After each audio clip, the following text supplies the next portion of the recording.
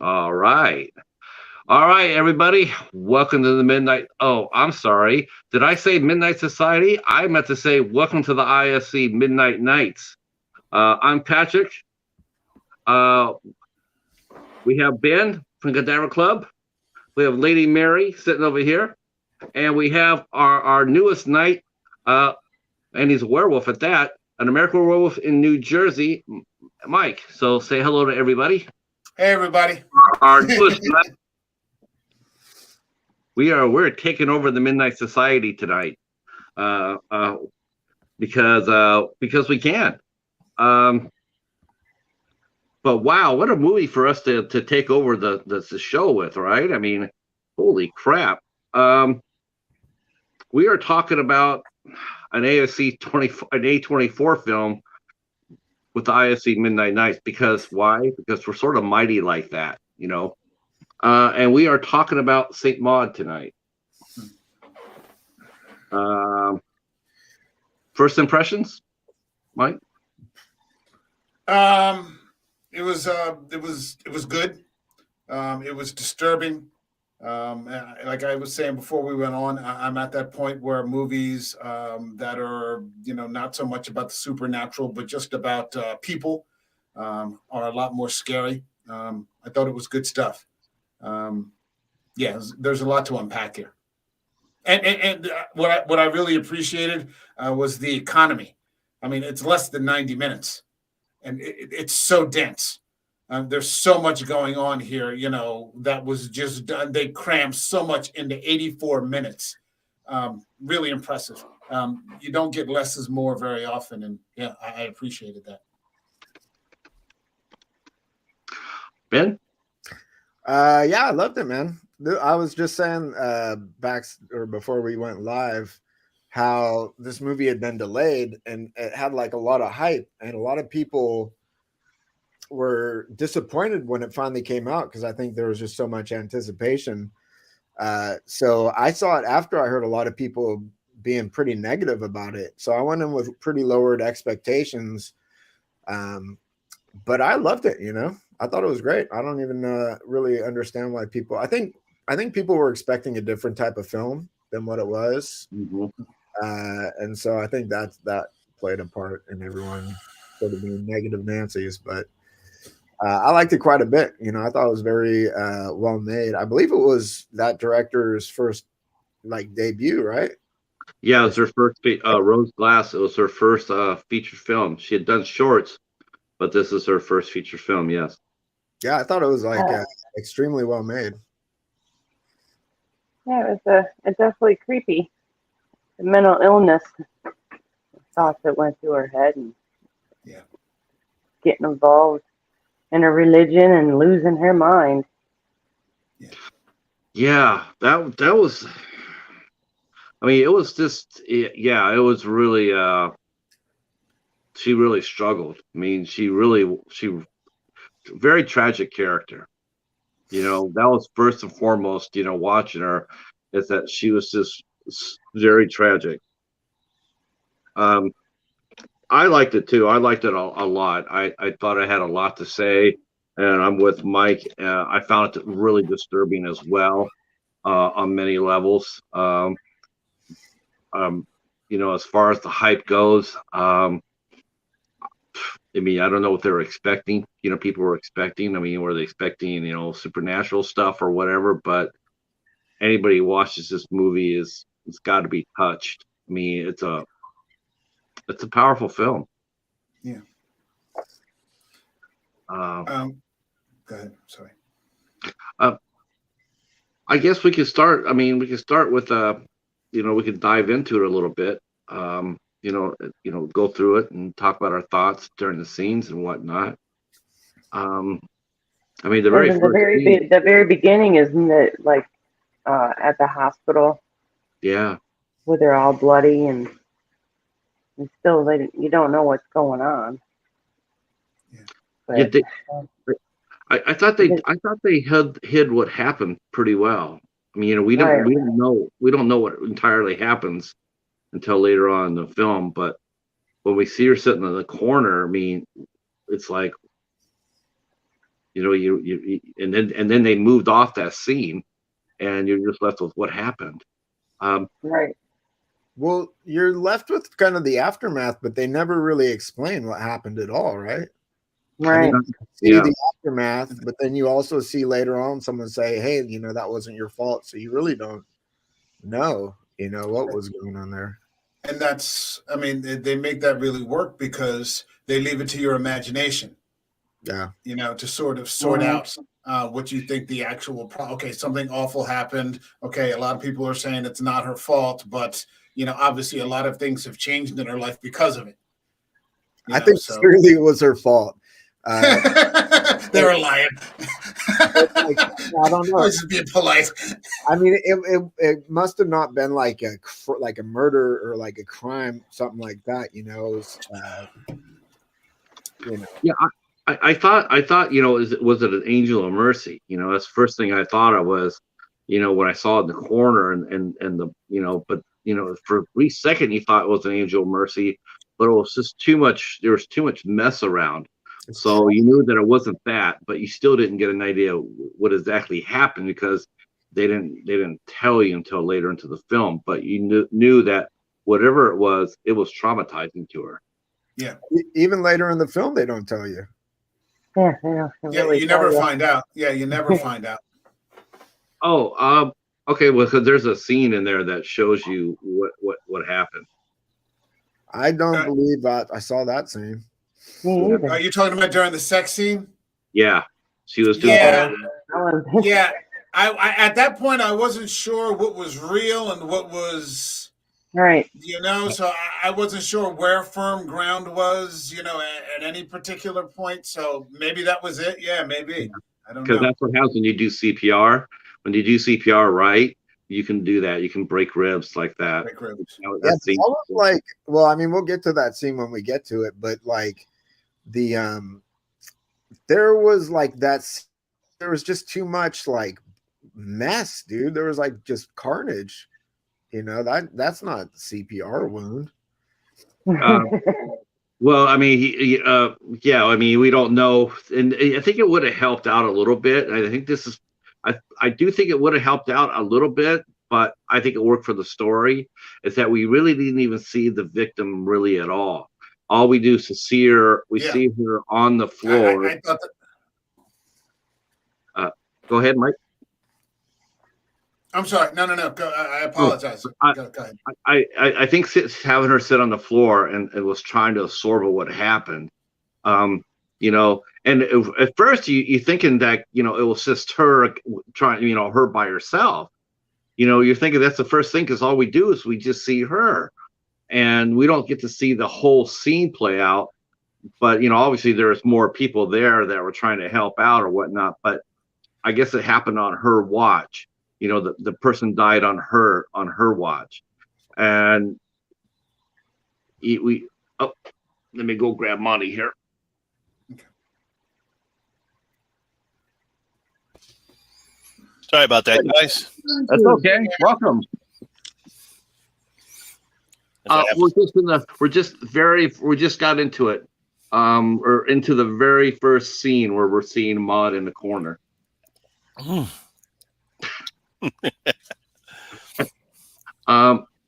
Yeah, I just thought it was a really good table setter, as far as that goes. Like, we see it, and she's traumatized tremendously by it, and she's still dealing with the fallout. What did you think of the very first scene, Monty? I guess it's just a way to introduce the character when you get to see her and what she's about and basically what's going on and what she's doing right now. So it's a great way to introduce the character, and we get to see already how she's already so caught up in her religion and what she believes she's doing. This is what God is telling her to do. So I think that's one of the things we pick up right away. We also pick up that obviously she wasn't that way, but something happened to her, because that's what we see in the beginning of the film. Something happened to her in the beginning of the film that led her to go to this really deep religious path. Yeah, I guess that's one part of the of that scene. Go ahead. What did you guys think of the? There's sort of like this bug motif that we see that we're first like introduced to. There's like a beetle thing crawling on the ceiling. Mm-hmm. I thought it was a roach. Yeah. And you see it again later. What did you guys make of that? It has to be some type of metaphor because it represents what happened to her prior to becoming so religious that obviously she felt as though she couldn't save that particular person that she couldn't save. So that bug represents something that maybe she should save. It kind of like, sorry, go on. No, I was going to say, I think maybe just from my perspective, it could be, something that she interprets as the start of, the path that she, starts to go down. Maybe she sees some sort of religious connotation out of that, that one bug up there or something like that. I almost feel like it becomes sort of like a symbol of her shaken faith. You know what I mean? Because when we see it again later, she's sort of doubting her faith, and it makes its return. So I don't know if it's just like this insidious little thing infecting her, lack of faith. Like some sort of like doubt bug or something like that. You get that quick bug in your head or something like that. And, like yeah, testing her, Yeah. Anyway, I was just curious about that. I like what Sean Blue Ditter just said about you, Patrick. You like a 24A film? What do you guys have against A24, man? That's what I'm saying, man. You don't have to like every movie, but I mean, how can you dislike an entire company like that?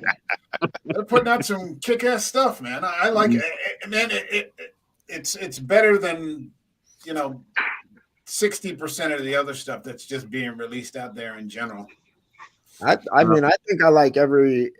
I don't think I've seen an A24 film that I didn't like. Yeah. No, I don't think I haven't neither. Yeah. I guess you guys haven't seen A Ghost Story yet. No, I actually saw A Ghost Story. That I don't really consider that horror. It's more of a drama, and even though it's simple in its simplistic storytelling, because you actually have a person dressed up in a sheet with a ghost sheet, and it just simply tells about how do we experience loss and how we deal with loss. But I really don't really consider that a horror film. It just has some horror elements in it. One of my favorites is Green Room. Yeah, with Anton Yelchin, and he played Chekhov in that Star Wars reboot before he died, and Patrick Stewart. Yeah, somebody put Patrick Stewart in an A24 movie and like this just straight up murder story. As like the king of the skinheads, man. Yeah, Yeah. When you see Patrick Stewart say blades and fangs, you're like, holy shit! You're like, this is a hardcore movie, man. They're chopping each other up with machetes, and Yeah, that's what I was telling you right before we went on. I was saying how these studios like A24 and IFC, man, they get some sleeper cast on there. I was telling you about Hellgate with William Hurt, and I'm like, and he turns in a hell of a performance. He isn't just phoning it in. I mean, it's a great movie. And Anton Yelchin also did a beautiful movie for IFC called 5 to 7. That's a beautiful film. Beautiful. And they just got Denzel to do Macbeth over Christmas. Oh, Not that I had to. It was. I mean, I couldn't find a theater within 50 miles to play it. I literally would have had to travel to Philadelphia to go see it. But we're in Philly. We're in Philly. I can't remember exactly. It was over Christmas. I remember that Scream was playing, I think 9 or 11 times that day at my local multiplex in one day. But I couldn't get one screening, to see an A24 movie. I'd have to travel 50 miles. The only other theaters I think that would show a movie like Macbeth maybe on 40th and Walnut, or maybe in Old City. Those theaters down there that shows somewhere around. Maybe it's around the Roxy or something. It's the same one that's showing the new A24 with Noomi Rapace, The Witch Story. You're not alone or something along those lines. You're not alone. I got to see that one. Yeah, and I got to travel 50 miles to see it. Yeah, for sure. I mean, that's, it's funny you mentioned, but we're talking about this movie, and it got over. It took over a year for it. It never got released over here, like theatrically. It only got released here, through home release, and it took over a year for that to happen. Crazy. Because I was trying to get this for a year. I was looking for it here on the stateside and could not find it at all. So I picked up the UK release like well before it came out here. Nice. And that's because all my Euro friends and UK buddies were like, talking about it, and I was like, God damn it! I've been waiting to see this movie for like 2 years. Did they send you a copy? No, I went Amazon UK, got it myself. Okay. It's streaming now on Prime. It was streaming on Hulu for a long time. That's what I thought. I don't have a physical copy, and I went on Hulu, and I'm like, shit, is it gone? Am I going to have to buy a digital copy? Because I hate digital libraries. I want to be able to hold it in my. And then I found it on Prime. I'm like, okay, all right. Let's see. I'm gonna go to the chat here real quick. Everybody's talking. Let everybody know too. Right now, the young lady as Rose Murphy. That is my older sister. How you doing, Rose? Okay, hey Rose. That is my older sister. I'm quite tickled that she came in for our discussion of Saint Maud, which we'll get back to in 1 second. And we'll like to give a shout out to the Dublin pub for coming in, letting us come inside their pub. Hobbs is over there. He says that we're being broadcast over there at the pub. So okay, that's good. All right, cool. Dublin pub. By the way, Mary, happy Mommy's Day. Hi, thank you. Hey, yeah, that's right. Happy Mother's Day. Thank you. Happy Mother's Day to all the moms in the chat too. Sean, it's really good to see you, brother. Yeah, nice to see you again, Sean. Yeah, Sean. You're gonna be coming up. You're gonna be coming up here real soon. Man, I'm so happy to see you. He was at a Philly game today. Mm-hmm. Sean was. What? Lucky dog. Oh, good. So I know we're gonna get back to the movie here for real quick. So after that first scene, and then we see her at her little apartment. She's got a really tiny little apartment, and at first, you think that she's you're not really sure what to think. You just see her gathering her things. At first, I thought she got evicted. I'm thinking, oh my God, she lost her job at the hospital, and then she's gonna, but no, she has quit the hospital. She has quit the hospital, and she has gone in with a private service as a palliative care nurse, and so she's going to see her new client, her first client. First impressions about when she got to the house, and she met the other nurse that was leaving. What did you think about that scene? I thought it was pretty funny. It felt very British when she was like, bit of a cunt, really. Yeah. Yeah, that surprised me as well. She wasn't wrong. No. Was this Go ahead. I'm sorry. What do you think about that, Mary? What's that? When it called her the C word? Yeah, when the two nurses walking she by. She finds out soon enough how big a one she is. Mike or Monty? Thoughts? Yeah, go ahead, Mike. I thought that she was kind of in for it. I can't remember. I had a question. Is this before or after she has that prayer where she starts to ask, like, I know I meant for something bigger than this? No, it's before. It was before that. Was it before that? Okay. Yeah. Okay. Yeah. Because otherwise the scene didn't. I didn't have that much of an impression on me. It was just kind of, rudimentary.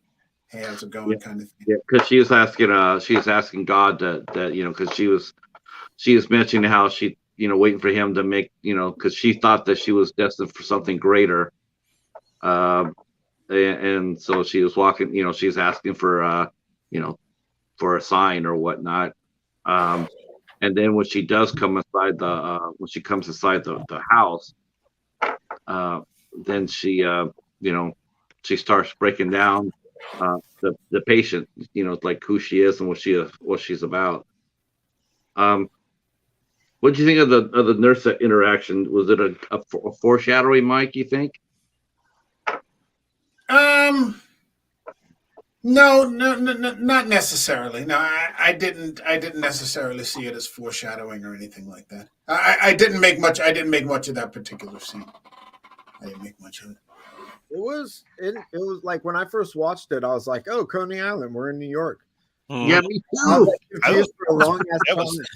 That was weird. I was like, wait a minute, I thought it's supposed to be taken in Britain. Why are they showing pictures of Coney Island? Yeah. But then, Yeah, I did too.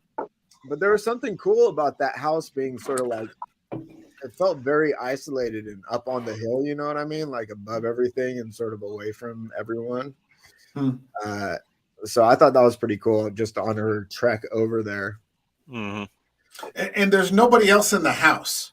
Yeah, it's a big house too. Yeah, it's just the two of them. It's just, there's no cook, there's no, there's no nothing. It's just, the two of them, whatever. Two of them and the Holy Spirit. Yeah. Yeah. I mean, yeah. That's, yeah.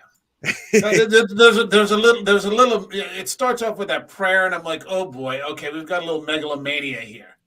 It's not about living a decent life or something like that. It's about, I meant to do something huge, that kind of thing. And I'm like, okay, that was kind of the first red flag for me. I mean, obviously past the introduction scene, but when I heard her say that, I'm like, okay, that's not the usual thing you would think you would see someone pray for. Yeah. So yeah, that was my first red flag too, Mike. I thought that as well. I said, wow, okay. So I mean, because here you're already a nurse. I mean, there's not very many greater jobs than that. Overall, I mean, you're doing God's work by helping people. Isn't that the ultimate goal? Yeah. But it's probably a sign that she's in even from there, she's already in deep crisis. Yeah. This is a person who's desperately unhappy with whatever her position is, and only she feels something enormous is going to lift her out of it. So, yeah, I mean, there's already a huge loss of proportion there with her. And this came out well after lockdown. I live alone, so I had been by the time I saw this, I think I had been locked down, living solo, just me and my dog for a year. And the movie to me was felt really, sort of about isolation and mental illness, and I was sort of relating to that on a few levels there when I watched it. Yeah.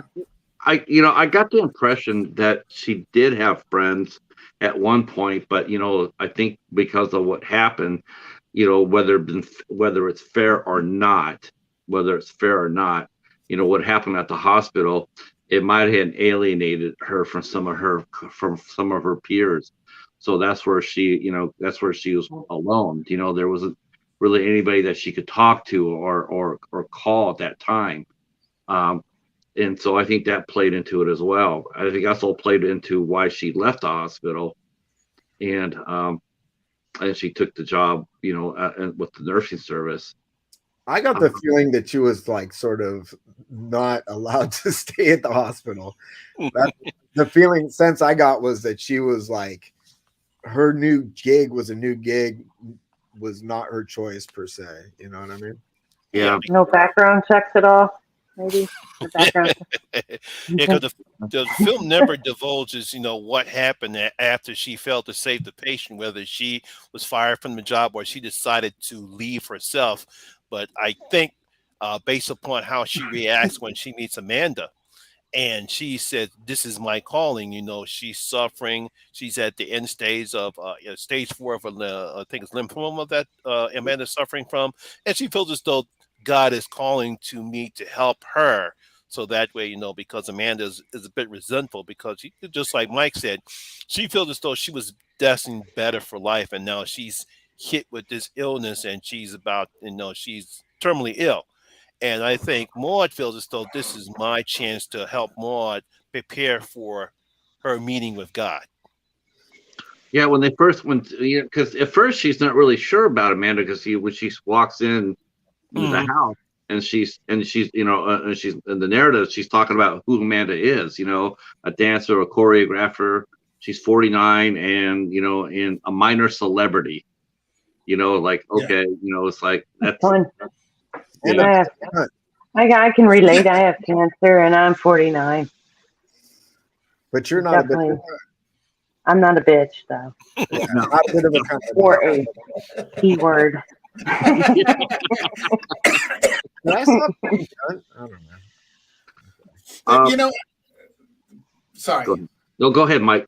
I was going to say, I think that, well, obviously, I mean, it's kind of a duh thing, but I mean, she's trying to, I think all of this is, I think she's just trying to fill some hole in herself. I just think she's already in deep water by the time by the time the movie starts. And it's not like, I think she withdrew, but I mean, it's more than that. She doesn't have any friends. I mean, it's not even like I don't have the same colleagues anymore. She has no friends. She has no family. There's, I mean, in lockdowns and things like that. Yeah, they're really hard. But I mean, you have people to connect to. That you can. She has there's zero. Yeah, there's no friends, no nothing. No family, no intimate relationships, no nothing. I mean, not even at her apartment. I mean, you think that before she left, she would have told somebody, hey, I'm going to be taking a job. Can you keep an eye on my place or something like that, or water my plant or whatever. But she just quietly left, Yeah, and that's the weird thing because, you think of religion, religion is kind of like communion and community, and she's gone as far in the opposite direction as humanly possible with that. She's just way out there on the far end of the spectrum. You got that right. Yeah. I'm looking over here in the chat real quick, and they're still talking about it. See. People say it's see. She had my sister is saying she had a normal life before the trauma, but deeply affected and sick from it. Yeah, definitely agree with that. Definitely traumatized. She has no support group to help her through the trauma. That's the other thing too. There was nothing there. There wasn't even any priest. There's no clergy that came over to her house. No interaction. There's no church.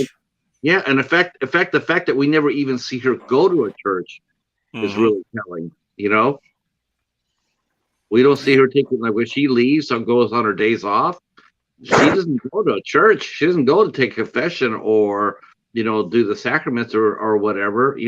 She just walks the streets. I thought that was a little telling as well. I got the feeling like she was in trouble before. I mean, sort of like I didn't feel like her life was exactly normal before the trauma. I felt like she was struggling with things this whole time, and the religion is sort of like her way of trying to cope. You know what I mean? It's possible. Yeah. I mean, go ahead, Ben. No, it's good. They're talking about William Blake, in the story, and how he pushed away organized religion, which means he's pushing away the groups and the communities, to do this sort of isolated thing himself, where he's got it all figured out. But it's funny. That's one of the things that a new convert to a religion is very commonplace for when they come. Like Amanda spotted it right away. She spotted that she was newly converted, and and it's true. When you're newly converted in a church, you try to separate yourself from all what you used to be and where you used to go. you leave all that behind because now you're living a new life. It would have been helpful. I mean, she didn't do it. I mean, it would have been helpful to see her go to a church to see that aspect of it, because that is very common to, once you convert to, you're not going to go out and party with the same friends you used to, or do a lot of the same activities you used to. I think she converted after what happened at the hospital to help, like you said, I mean, to help save her, from the trauma that she experienced. So, but you're right. I mean, obviously she has some trouble beforehand. That's clear, as we'll get into it. First impressions of Amanda.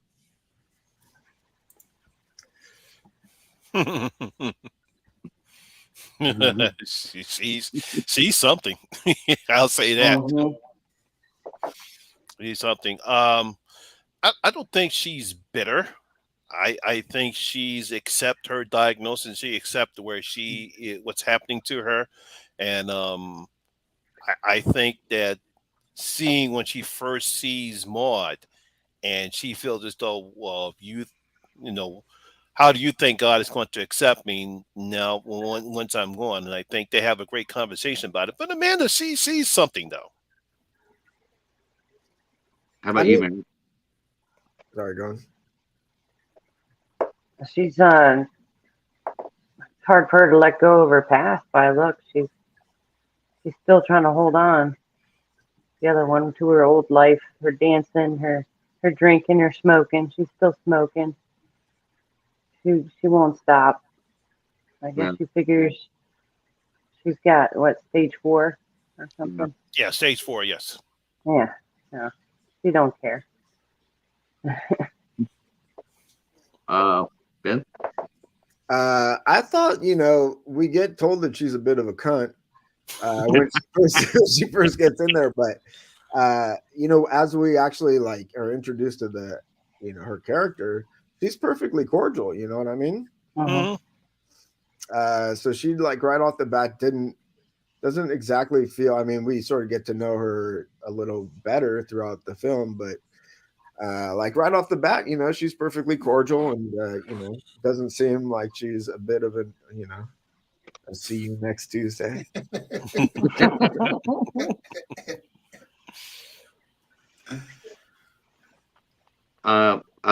Mike, first impressions? I didn't think she was all that bad. I mean, you have to consider what's a reasonable expectation. And she just wants to spend, the time that she has left, in the way that she sees fit. She's not hurting anybody else. I didn't see that there were all that many characters in the movie period that were exactly kind or empathetic. So, it's not like boyfriend came over and he's not the greatest guy. Yeah, I mean, nobody in this movie was particularly, the best, so, I mean, the new nurse was okay. Huh? The new nurse was okay. Yeah, she was she was about the only one. So I kind of liked Amanda's character. She turned it on a little heavy at the party.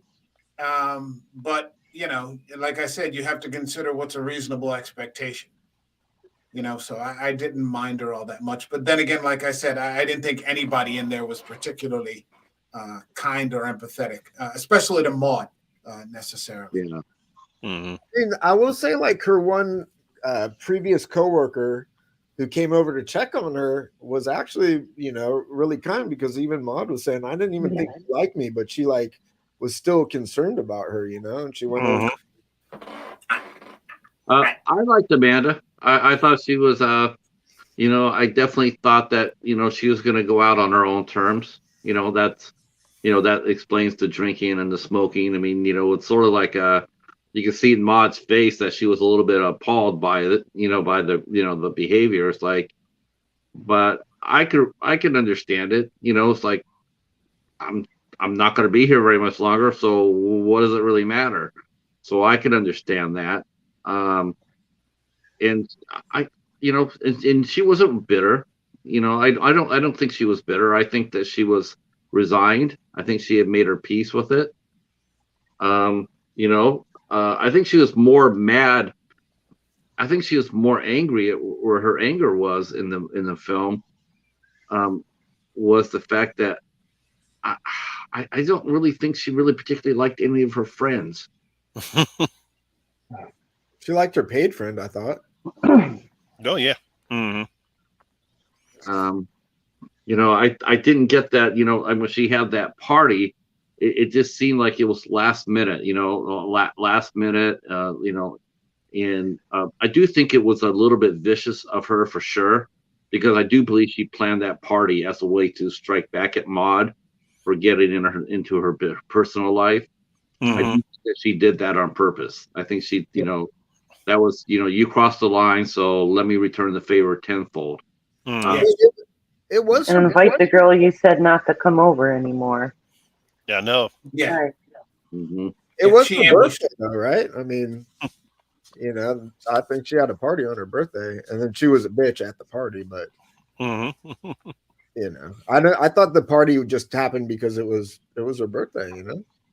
I think that I don't I don't know it could have been, we don't really know what her birthday was. She might not have lived to her birthday, so they could just be doing it. But I do think it was impulsive and retaliatory. But it was funny is how they seemed to bond right away. Maud and Amanda, they seemed to they seemed to bond right away. I mean, she was very attentive. You could see that she was very compassionate.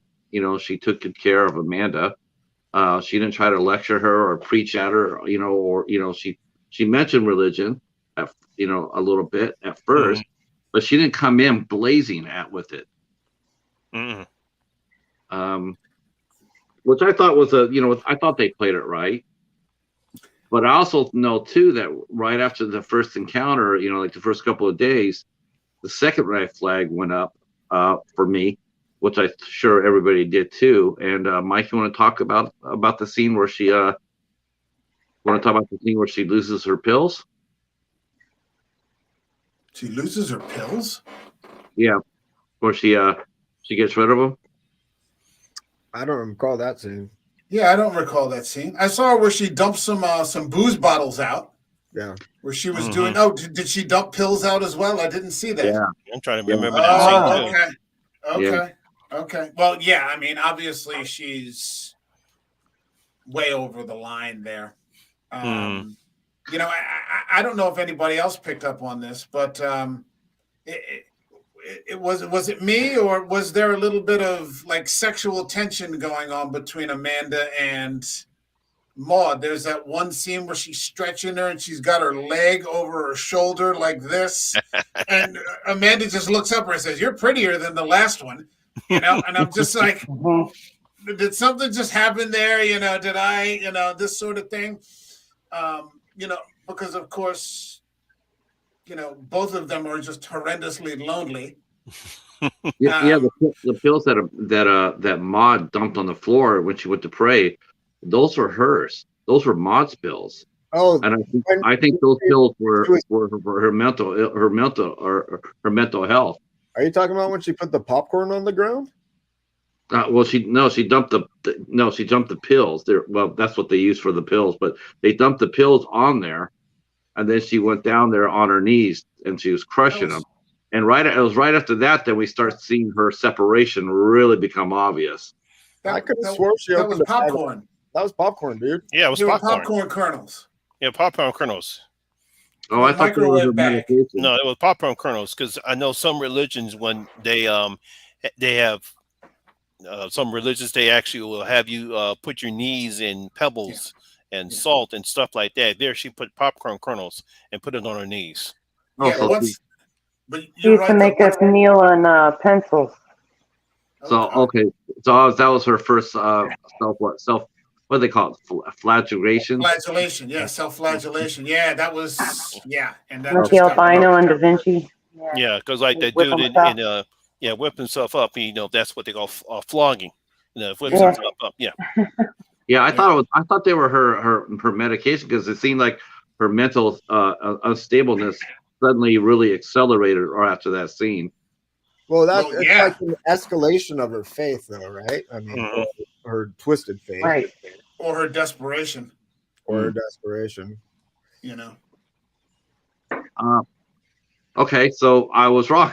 I thought they were because it seemed like as soon as that this scene happened, it seemed like she just started really getting more involved with Amanda's business and started preaching to her and whatnot.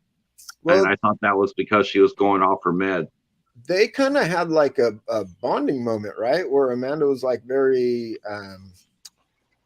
sort of like intimate with her, saying like, you know, what's going to happen when I die? You know, she's know, just very like vulnerable.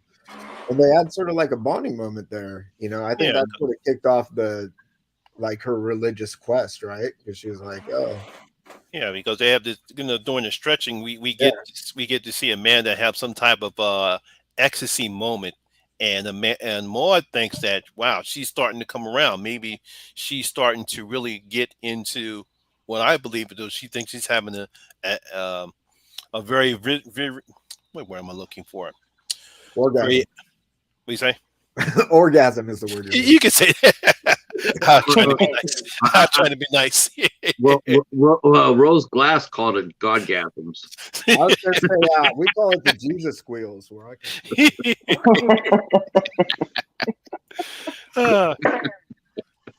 you know, and then all of a sudden, the next thing when she goes back up, she sees this woman named Carol, and we find out that she's having sex with whatchamacallit, and Maud just like, oh no, you're not going to do that. And all of a sudden, Carol thinks, well, you're being a homophobe. She says, no, I'm not. I wouldn't care if you're a man or a woman. You know, you're not going to tempt, you know, Amanda in pleasures of the flesh. Well, I think she felt like she was not just that, but taking advantage of her, right? Mm-hmm. She was like, yeah, that too.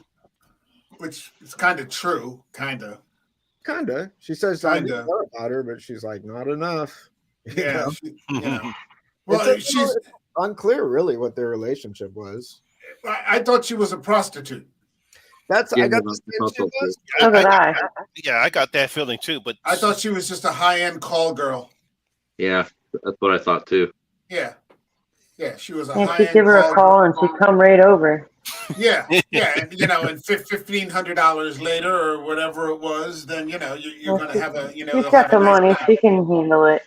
Yeah, she's not going to take it with her. So you know, she's just, you know, that's her attitude about it. She wants to drink, she wants to smoke, she wants to feel something, you know, before she, you know, and yeah, you know, that's where she's at. I was wondering though if these rapture moments, that's the word I'll use, if these rapture moments were actually in Maud's head, because we see later on in the movie that she's clearly seeing things that aren't there. Right. You know, is this the first indication that she's, you know, patched into something that's, you know, into, you know, that's only going on with her? I saw something, it's like a 5-minute video on YouTube today. And the director said, you know, the movie is kind of about, you know, when we talk to people all the time and they have this front and they make small talk and do whatever, you know, you never really know what's going on in there, you know, and inside they're like, you know, that kind of thing. You know, and so I was wondering if, you know, is this something that's actually happening, or is this, you know, just kind of what Maud wants to see, you know, or needs to see? Well, she has one of those godgasm moments in bed with Amanda. Yeah, they both have they both have it. Yeah. Okay. They have sort of like synchronized Jesus squeals there. Okay. All right. But we don't actually, I mean, the whole movie is sort of from her perspective. We see her hallucinations and everything, so you don't really know. Yeah, you really don't know, because as the film progresses, we get to see her really start to hallucinate, you know, because she does some extreme things, because after with the popcorn scene, then we get the nails in the woo, which really kind of freaked me out. The burning on the hot stove and the picking the scabs, and you know, just this constant thing, you know. We find out that she'd been doing self-harm before her conversion. That was her old life. You know, she had been doing self-harm, and so after her conversion, to put those away. But yeah, you're right. You start seeing this starting to crack through. With putting their hand on the stove. She was going to do it, then last minute she managed not to do it. But and then later on, we do see. It's funny because it's both. It's like she's both self-harming before she converted, and she's still self-harmed afterwards because they're self-harming the church, as we know. But so it's like she never truly got away from that as a coping mechanism. I felt like they never specified that she was self-harming before. Yeah, because they never really specify that in the movie. You never meet her.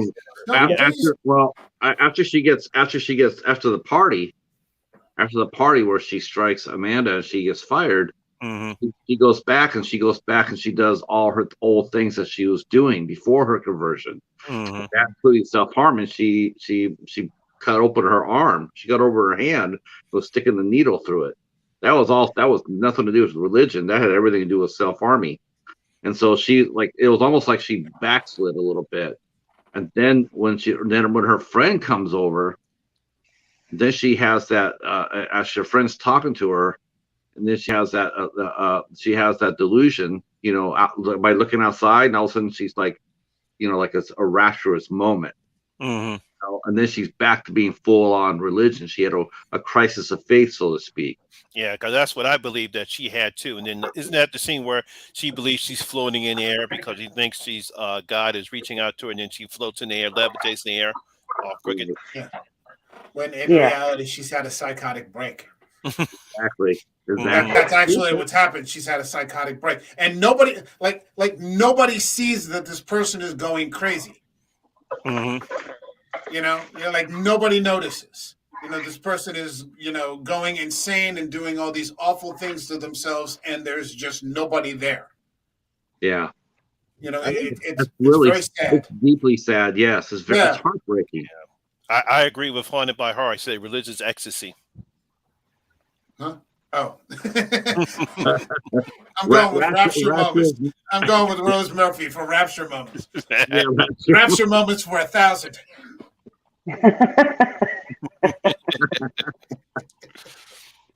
Let's see. Oh God, I killed your name, Anthony. I'm sorry, buddy. I'm sorry. I'm doing good, Anthony. How are you, sir? How are you, Patty? Hey, Haunted by Horror, man. Welcome, man. Awesome, you're back, man. So cool to see you. Religious ecstasy. Yes, that's a good way to put it too. And Sean's mentioned the name Maud sounds disgustingly religious. I don't know if there's any saint, true Saint Mauds in the Catholic Church or not, but we do find when she's out walking soon after she works for Amanda, we do find out that her real name is not Maud, but her real name is Katie. And she took Maud as her religious name, so her real name was Katie.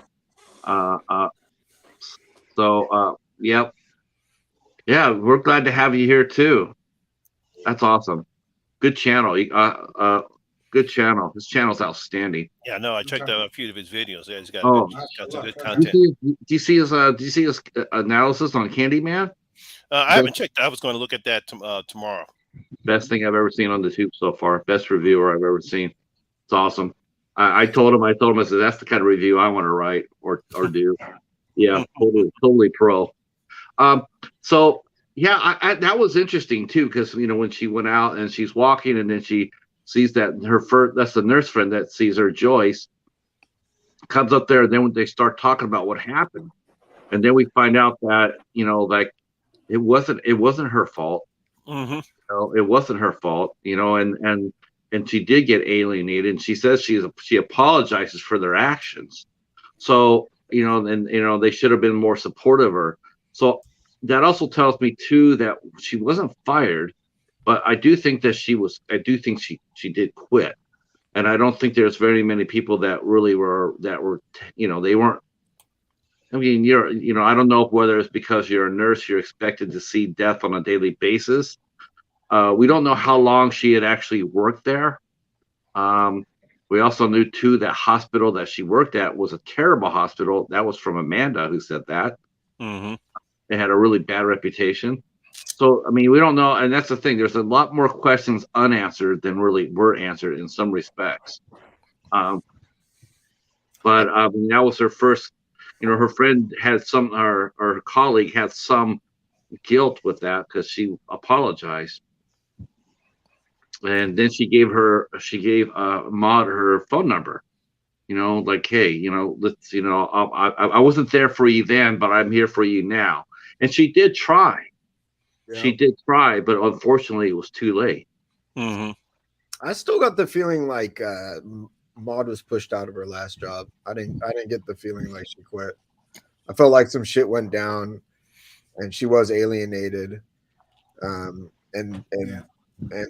ultimately was pushed out of her job. I agree. Mm-hmm. But that was just, they don't clearly state it. That was just the sense I got. I was never 100% sure Katie's of Joy's. I wasn't 100% clear on Joy's motives either. She seemed a little too inquisitive for me, or something like that. It could be just me. No, she asked if if they had known what had happened. Did you tell her what happened? She said yes. Quickly, too fast.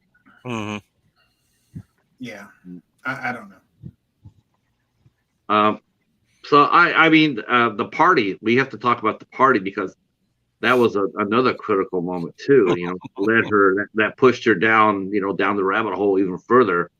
After she talked to the girl about not coming over, that's when Amanda, she takes the phone call, and at the time, there's Maud. Things are going really, really well, and then she gets a phone call. And all of a sudden, Amanda's attitude turns ice cold. I don't think she ever really picked up on that. She didn't pick up that Amanda, that the girl, she didn't. I don't think she thought that the girl would actually call. I felt like she took it at face value when she sort of like, she just sort of like pacified her as she was leaving, right? She's like, yeah, sure, whatever. But then like, so I thought she felt like, oh, great, this worked, but like obviously it didn't. But yeah, the party was pretty intense because it was like one of those Carrie moments, right, where everyone's just sort of ganging up on her. Yeah, from her laugh. Yeah, maybe. And then the smack. Well, it's a little bit. It's not exactly uncalled for. It's not like she's a guest at the party. She's a hospice nurse. They've got her cutting food and like serving people. Right. And, she could hire a couple of people to come in and, take care of this, hire, restaurant or some servers. They've got her like working and schlepping drinks and, doing all this kind of stuff. And then, the whole party just kind of turns on her. And it's either you're a bigot or you're jealous, and you're, Mm-hmm. So, maybe she did deserve a bit of a backhand. Maud was out of line, but, So they were all out of line. Yeah. Maud was out of line to begin with, and then she was also definitely a bitch about it, like completely uncalled for, like taunting her almost, right? Like, yeah. About it. Yeah, and then she couldn't get out of the party. Yeah. Like the people kept cutting her off. Mm-hmm. And like making fun of her, and they were making not just fun of, they were like making fun of her religious beliefs, right? That's pretty jacked up, even though her religious beliefs were questionable. Ultimately, they were sort of like religiously persecuting her for having faith in something, like, pretty fucked. Yeah. So I guess Amanda got clapped on that one. Oh, really? We'll take that, Also uncalled for, like all the way around, like just everyone reacted like you were saying earlier. Not a lot of people are super likable in this one, No. Right. And Maud doesn't see other people either. She only sees what she wants. Right. That's kind of the way almost everybody is. It's just, You know, I mean, even though Amanda is dying, I think Maud is in far worse shape. Yeah, Yes. because Amanda's journey is almost over and Earth's still going. You know. Yeah, I mean, Amanda's lived a full life. You know, I'm sure, you know, if she didn't have this illness, she'd be out doing things with people, this, that, or the other. She's not losing her mind. You know, she hasn't had a psychotic break. And this is someone who's, you know, with a psychotic break, struggling to hold it together, you know, completely alone. And yeah, she's in worse shape than everybody. I got a question for you guys, just to hear your opinion, your perspective about this. Why do you think that Maud was alone? Why don't you think that she wouldn't go to church? I mean, if you had a guess, I mean, your impression. Why do you think she wouldn't go to church? She was too crazy even for church. I think she was mentally ill. Yeah. Yeah. Yeah. Mentally ill people really tend to isolate. Yes. And I think she felt like her relationship with God was very personal and you know. Yeah. And probably it seemed that she had her own like she was almost forming her own religion. Yeah, she was above that. Yeah, she was above the church, you know, in the way that, again, when she was reading Blake and the way Blake criticized organized religion, you know, Maud had the answer, you know, but, you know, Maud is so mentally ill, she can't really get a grip on how far down she's spiraling, you know, at the same time, you know, unless she's, you know, hurting herself or losing her job or, you know, doing all these, you know, things that are basically, she's just basically imploding. You know, it's just one implosion after another, and she's got no one there. You know, she was in a church, you know, and that's what you have people around you for. You know, say, hey, good job, you know, when you did that, you know, when you did that, or to say, hey, you know, what's going on, or just to have one person say, are you okay? You know, that kind of thing. She doesn't have any of that. You know, and her own thought processes reinforce only more and more isolation. Yeah, sad, isn't it? Yeah. Yeah. I mean, that's what I do when I get depressed. I just crawl into my little hidey hole and just like, okay, peace, y'all. Don't worry about me. Yeah. It's easy enough to do. Yes, it Rover, is. I can tell you. Yeah, I can tell you. Yep. I'm I'm definitely a recluse, that's for sure. So after she leaves and she goes back out, and then we see her going back to her old life before the church. You know, she meets somebody who obviously knew her beforehand. And initially it looked like you know, the sex scene that we talked about earlier, where all of a sudden Maud goes back to the hospital, and you see her doing, you know, because the way she is, she's on top, and as she's riding, she's looking down and she's seeing the guy's chest, and then she's seeing the patient that died, and she's seeing her doing her compressions, and the guy's ribs break. They don't like the thing when the hands come down fracture, dude. Like a cavity opens, right? Yeah. Yes. Just like her chest collapsed. This was like, wow, that would do it. I mean, especially with an elderly patient, it would crack just like that. That's the thing. That's the thing. And the thing comes. Yeah. Her hands are just gonna go right through. It was like a lot more intense than her chest collapsing, you know. Or I mean, I don't know if it would be a whole total collapse, but I mean, I do know in CPR that it is a common thing. You know, when you do that, you don't usually do CPR with the scalpel in your hand. Yeah, if you're doing CPR with a knife, then that's how that works. Oh, I didn't see her. I didn't see her with a knife. No, she didn't. But what I'm saying is the chest didn't collapse. A giant hole tore into. Oh, I know. Yeah, that was probably a little bit more super exaggerated, a little bit. But I'm saying overall, though, that can and does happen. Maybe that's kind of extreme, but by that time, you know, she's already hallucinating, so it wouldn't be it's not a stretch to see her go to make that scene into a worse one. You know, I don't, you know, and it's enough to stop her. She's shaken by it. Didn't stop him really, but yeah. that's just, I mean, there's nothing for all the, this searching that she's doing. There's just nothing that actually like feeds her soul. That bar scene was just one of the saddest things I've seen. And just, there's the guy, in the bathroom. And then there's and that was the only time in the movie where she actually called and tried to get some help. She calls Joy, to come in, can you come out and have a drink? Somebody come and sit with me and, talk about something or, and, for whatever reason, Joy can't make it. And yeah, that was awful. Yeah, it's terrible. And we see from the guy who, it went from consensuous to not, and and then the guy says, "I remember you shacked up with one of my mates." So it gave us a glimpse of her, what she was like in her old life, and that's why he was so confident, But it was very sad. I mean, it was just like she wanted to have so much. She needed the contact so much that she said no. But the guy kept on doing it, and she didn't even try to, she didn't fight it at all. And I just found that really sad. Yeah. I felt it was depressing. Mm-hmm. I mean, that whole sort of scene, I mean, at this point, she's like completely lost her faith, right? She's not even just questioning it. She's like, this is how you treat your loyal servants. I hate to see how you treat the fuckers that, don't even like your ass. Right.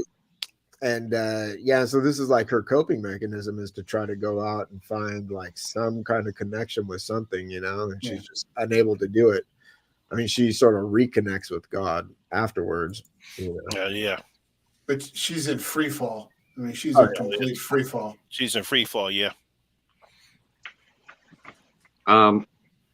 That's when she goes back to the apartment, and well, first I think was the scene where she put the nails in her shoe. Was that before or after she saw the new nurse with Amanda? No, it was. She put the nails in her shoes first, and then she sees a new nurse. Okay. Yeah. Oh, that nail scene was just horrendous. I know. Oh. It wasn't even that. It was the walking scene after that. Where you see the look on her face and she can barely like put one foot in front of the other, and you're like, oh man, somebody just help tackle her, do something, call an ambulance. I mean, she clearly needs to be hospitalized, and it really is amazing that they could do all this in what is 60 minutes now, and they've just packed so much into this movie. Yeah, it's really something. Oh yeah, minimalist horror, man. Yeah. No, it's not a long movie neither, but the pacing is really good because you get into the character and you see all the crazy stuff that she's doing, and we see her. I guess you see disintegration as she continues more hallucinated. I can't get the word out. Hallucinating what she thinks is God talking to her, and he speaks Welsh. Who needs Charlton Heston? Just get a Welshman, in there, and you don't need it was very dense. I feel like we're an hour in and there's like so much shit we just totally glossed over. That it's like they're there to watch. I know. I was thinking about to hear the voice of God from the Ten Commandments. Yeah. Thou shalt not kill. She didn't hear that voice. She didn't catch that one. It's something, man. It's a great movie. Good stuff. I feel like so she calls her friend's like kind of blows her off or whatever. Maybe it's too late or something, like a weeknight, but then she goes in and checks on her, right? Yeah. Afterwards, I thought that was, it's an interesting relationship they have, because I got the feeling like they were not friends before. No. But what's her face feels bad about it, and like trying to make some amends, or like, you know, reach out to her and be, you know, I felt like her cause was kind of noble in that moment, you know. I thought it was interesting when she picked up the bottle of acetone. She was curious about that, you know, and she picked up. She's looking at it. You can see like, what would you need this for? Nail polish remover, dude. Yeah, that's what nail polish. Yeah. Yeah, well, you don't think you need a gallon of it, you know. But it also Turning wasn't it like on. a can of, New career choice. it wasn't like a big red jerry can of fuel or anything. It's just acetone. Just all. I guess I work with in a place where we have solvents in big ass jugs, so didn't really phase me too much. Mhm. It's just something that's probably unusual for her to have in her apartment, though. You know, so it's like, you know, it's not like she's there sitting. She's not like she's there as a. Because remember, at this point in time, she doesn't know that she's been fired from the nursing service. Yeah, She still doesn't know that. She just thinks that she's at home, you know, or at a day off or whatnot. So she has no clue. I think if she had known, she might have that might have raised a red flag for her, but maybe not. I don't know. I mean, I feel like she just went there. They weren't really friends. She didn't really know what the fuck to talk about. She like walked in. She's like, "Oh, that altar, that's kind of cool. You know, I like those." You know, like, "Oh, what's this acetone?" She was like trying to have some kind of conversation. You know. Well, that's where Maud has her faith restored in that scene too, because she hears God talking to her. She, you know, she says, you know, what kind of sign I'll see, and then she looks outside and she sees that vortex, the beginning of the vortex. And then all of a sudden she's back to being who she was when we first met her, you know, full of faith and vinegar again. She saw a beer vortex when her at the bar when her faith was totally shook, right? Yeah, she saw that throughout the movie. You're right. When like she and her beer. The she looked vortex behind and the the beer. dream. Yeah, the vortex and the beer, and then the vortex when she looks out in the sky. Yeah, for a minute I thought we was watching Alter States. Plus all the primates, right? You know. I honestly thought that Joy had just stopped by to be nosy, and then when I did kind of too. I got neighbors that do that. Yeah, it was just like, hey, how's it going? They don't care.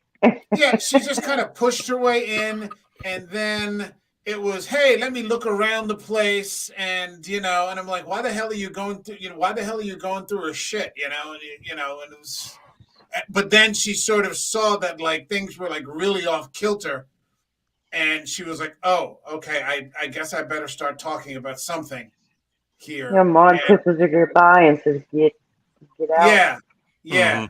Yeah, which is actually what I thought she was going to do, because she's just staring out the window, like not listening to her at all, you know, watching the vortex from heaven. But yeah, I really didn't like the Joy character all that much. But then again, you know, there aren't that many. With the exception of that one nurse, there aren't that many likable characters in this movie. You know, you can have sympathy for Maud because nobody else does, but she's really not a, you know, her actions. But I mean, she's so unhinged that. She's terrible. She like you know, tries to like kick out some like what's her face's, you know, her hookup, you know, like yeah. She like interferes with her sort of like general happiness in that sense, because she feels like she knows what's better for her, and she like no boundaries. Yeah, the whole time she's just like kind of looking down on everyone too, like, you know, I'm the one with this big thing. And do you think that's a metaphor too for the boundaries? Do you think that's because, I mean, because most religions today, they feel like they have no boundaries. They feel like they can come in and invade other people's lives like that. I'm not really a religious person, so I don't know too much about how religions are operating these days, you know. We have Scientology church in Clearwater. We go past it when I go to radiation. They took over the whole state down here. Well, yeah, they got those. They got huge. They got God machines and stuff that can tell you how clear you are, right? Yeah. Hold the electrolytes and see what level you're at. I guess I don't know. That's some crazy shit, by the way. I mean, I know we're talking about Saint Maud, but Scientology, Jesus Christ, it's a fucking created by a science fiction author, and these people are like, yeah, a guy in a boat in Australia, and all of a sudden he's just floating around writing books, and here's my religion. I mean, might as well. I guess someone's wrote the Bible at some point, right? But well, I mean, in the movie, I mean, at one point she even says to God, "Maybe you're not as bright as I thought you were." Yeah.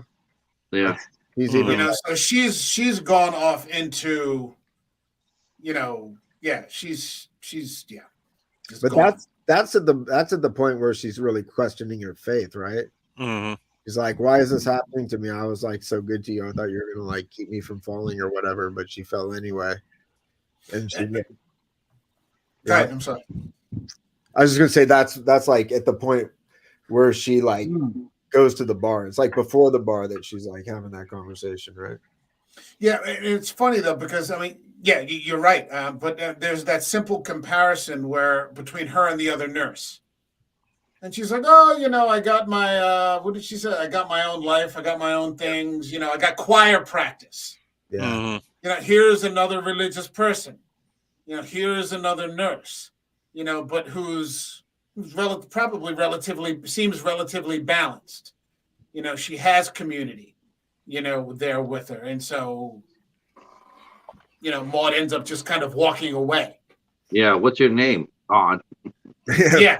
Which Gone. one? Gotta go. Yeah. So now we're going to the last third of the movie, the last act of the movie, and Maud comes up with that robe that she comes up with, and she heads off to Amanda's house. She waits till the nurse leaves, and then she, which was really interesting, that she did that, but she did, and she comes into Amanda's house, and that last scene between her and Amanda, that was really interesting too. Yeah, all of a sudden she got super strong and threw her around. Yeah. Well, she turns out she was the devil, you know, the whole time. Yeah. But I think like before she goes over there, she sort of has like a moment of clarity, right? Where she like comes up with some kind of plan, and then that's when we start to watch it unfold. Right. I feel like at the point where she's sort of making her robe and like, you know, checking her acetone twice and whatnot, like you know, she's got like an idea of what's happening. Like, you know, she feels like she understands God's purpose again, right? Right. But that scene, that was a wild scene. because all of a sudden Amanda just turned into this demonic person. But but we all know that's just Maud hallucinating. She's really not that way. And unfortunately she kills Amanda. But we don't exactly know though. We know that, you know, Amanda probably wasn't like super strong and shit, but we don't exactly know how much of that Amanda was saying or not, right? I think that's what she said was true, but of course, like she said that, you know, you're the loneliest girl or person I've ever met. Yeah. You know, it was just like, you know, first she says she was sorry for the party, but at the same time, you know, what she said at the party was really what she felt. She's not religious. You know, when Maud first met Amanda, she held true to that. You know, like she wasn't religious. She wasn't, you know, she doesn't believe there's a God. You know, yes, she wonders what's the next, but she doesn't necessarily think it's a God thing. You know, she's not exactly sure. I thought she did apologize, but after that, then that was all she wanted to do. You know, Maud wanted to reconnect with her like they did when they first met, but that boat sailed. Didn't Maud try to baptize her? Yeah. Yeah, and she didn't want, and that's what started the rejection, because she's like, no, you know, like, don't do that. You know, It didn't have no acetone in the water. I thought it was acetone, and I thought she went there to really kill Amanda. I thought it was going to be a murder suicide. I thought she definitely went there to save Amanda one way or the other. Yeah. I mean, like she was going to. I think that was her whole purpose, was she's going to save herself and save Amanda. Yeah. But when Amanda rejected her, she got mad. Well, I think she sort of realized too, like when she realized the whole basis of her sort of infatuation with her, like their shared experience in God that they had when they had the rapturous moments. Like we're not she was faking, you know, right? And so like I think at that point every rapture. Okay. she faked every rapture. And then, like, and that shook her faith, and she's like, it was that easy to shake her faith, huh? You know, and that's what really set her off. Right. I don't think that. Yeah, I don't think that any of that demonic. You know, I don't even think Amanda said that. That's just my interpretation. I think up to the point where she said there's nothing, but then when it started to get into the, you know, the supernatural kind of thing, I think that was just her. She's just so accelerated, you know, that she just starts, you know, triggering, and now she's, you know, gone into, you know, full psychosis, and she's just seeing, you know, okay, she's the devil then, you know, I can't save her, then she's the devil. It's not me, you know, it's everybody else. I agree with that. I think that at the point where she says it was that easy is the part where we detach from reality. We don't actually know like how much she said, but I felt like she was slightly antagonizing when she was rejecting her from the thing, you know? And then of course, us as the audience sees how Maud reacts to it. Like, oh, well, yeah, that bitch is the devil. She threw me across the room. Yeah. So I'm gonna go ahead and save her soul by releasing it. But she didn't even really. It was like just a reaction, like of pure rage. You know, she thought she was sort of raging at the devil or whatever, but it wasn't. Well, the first time though, she did have a temper because she, you know, she slapped Amanda at the party. You know, that got her. So she did have, you know, she did have a temper. She, you know, she knew, you know, her buttons could be pushed to a certain level, and you know, and when she attacked her like that, I mean, it felt bad for Amanda too. You really did. You just like, you know, it's like, yeah, no, she didn't have that much time to left, but whatever time she had, it was hers. It wasn't for anybody to take it away like that. It did seem pretty brutal when she was sitting there gurgling with the scissors in her neck too. Call me old fashioned. The old softy, jeez, you know. The giggling CUNT, huh? I will say that I will say if you're gonna die, I don't know what would be worse, being stabbed to death like that, or going up like a Roman candle. I can guarantee you, Roman candle is worse. Why? Yeah, You don't want to know. That's like one of the most horrific. Like being burnt alive is one of the most horrific things, in my opinion. Yeah, you know? Or being eaten by a shark. I mean, that's pretty bad. But probably sharks. Probably. I mean, you're probably going to shock pretty quickly. Yeah, you know, just from the blood loss or something like that. I mean, I'm sure it's painful, but I mean, you know, to be an actual Roman candle that they used to light the streets with, you know, 2,000 years ago, that's about as bad as it gets. I think the concept of being eaten by a shark, becoming like prey, is pretty terrifying. And I mean, I admit that, but I think just anytime I hear anything about someone being burnt alive, it just makes me cringe. I know. Yeah. I agree. I wonder if some part of her, I don't know, if some part of her has just given up. Yeah. I don't think she gave up. She was just she got her wings after she stabbed Amanda. She had her golden wings and went out to burn herself up. She was so caught up in her delusion that's the whole problem. So to her, she thought this is what God wanted her to do. Yeah. So, that's the final test, right? Yeah. Yes. That's right. Yeah, you only have to do one more thing, and Yeah. That was speaking of that last final thing, you know, there's one thing that they did foreshadow throughout the whole movie is that Maud kept on playing with a lighter throughout the whole movie as well. That ending, man. Woo! I thought that was pretty excellent. Oh yeah. Ending's unforgettable. I mean, for sure. It's amazing what, like, I'm sure we'll get to it in a second, but it's amazing what, like, less than 1 second of film can do for something. You know what I mean? Yep. It's intense. Yeah. there's a movie I saw called She Who Must Be Burned. They had a similar ending, but a lot worse. It was a lot worse. It was, I you think know, it wasn't a split second. It was quite a long time, and it was pretty horrific, actually. I think the split second actually is like the most effective way to do that, because you're left with a quick flash, and then your mind just like completes that sentence. Yeah. You know? And also, go ahead. Go I'm ahead. sorry. No, go ahead, Mike. Because also in that one sentence that you end it on solid, you end the movie on solid ground. Yeah. You know, because you for quite a while there, you're not sure where the ground is, and are we in the clouds but that one last scene, just sort of drives everything home, and you're like, oh man, that's terrific, and it's awful, and it's sad, and yeah, it's just. And that last scream, it's just nothing but regret. Yeah. Pain and regret. Pain that like.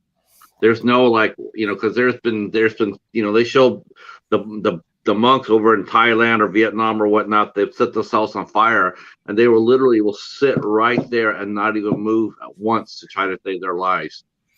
Won't make a noise. Won't just sit right there.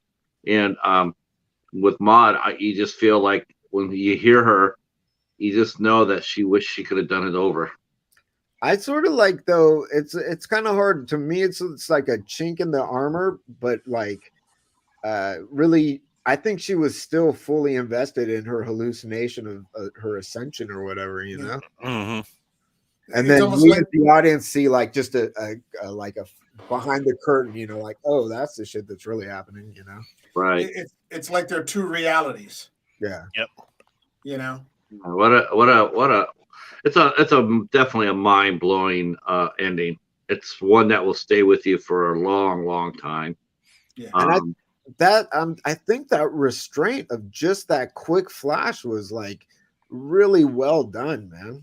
I do too. It works both ways, because like the one movie I mentioned, it worked in that respect too, because you get to see during the scene, they go around, they look at everybody's watching this woman die who they were killing, and it takes a long time, and you see their faces of what they've done and how and their reactions to it, and then what are the ramifications for it, and then turn around and then you see Saint Maud. With Maud, it's just like, okay, here's the whole story all in a second, and it works both ways. I mean, I'm with you, Ben. I thought the restraint was actually rather brilliant.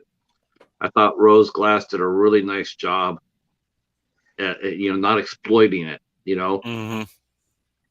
And it's really interesting because, like, I'm sure they had a bunch of footage, right? And it's like, how, as a filmmaker, how do you decide like how brief to make that, because it could have been even more brief, or it could have been like, a full second and a half or something. Mm-hmm. But it felt just right the way they did it. Yeah. It was just enough to give you that nice ending, and you're just like, oh, you get that, and everyone, I'm pretty sure, is like, holy shit, it's like, God damn, Yeah. Yeah, it's yeah. I mean, I thought that it was really funny, because you're right. She's standing there, and she's expecting to be ascended on high, and then and then it's like, how soon after she flicked that because and you could hear the people reacting. That was another thing too. Mm-hmm. You could hear the people reacting, like, what's she doing? Stop her! Everything else. I mean, it's like, I don't know. I was waiting when I first saw that. I was actually waiting for, like, okay, she's gonna do this, and then she's gonna start to burn, and then next thing you know, we're gonna see somebody tackle her, and then the movie ends. Like, someone. I don't know why. I just felt when I first heard about the ending, right? So I saw the ending. Everybody else, they put that up on the tube. But that's how I thought that's how the movie would end. I thought she would start to, to flame out, and then she'd just be tackled. But either way, her life was done, though, because I mean, she was going to go. Her life was done. I mean, when she killed Amanda, that's when she really died. Mm-hmm. I mean, if you really think about that, I mean, her life was over in all aspects when she murdered Amanda. I think, like, I still think my personal opinion is that what we see is she goes to the beach and people are freaking out, like, oh my God, someone stop her. But then when she lights herself on fire, she explodes into this heavenly, like, winged thing, and everyone kneels.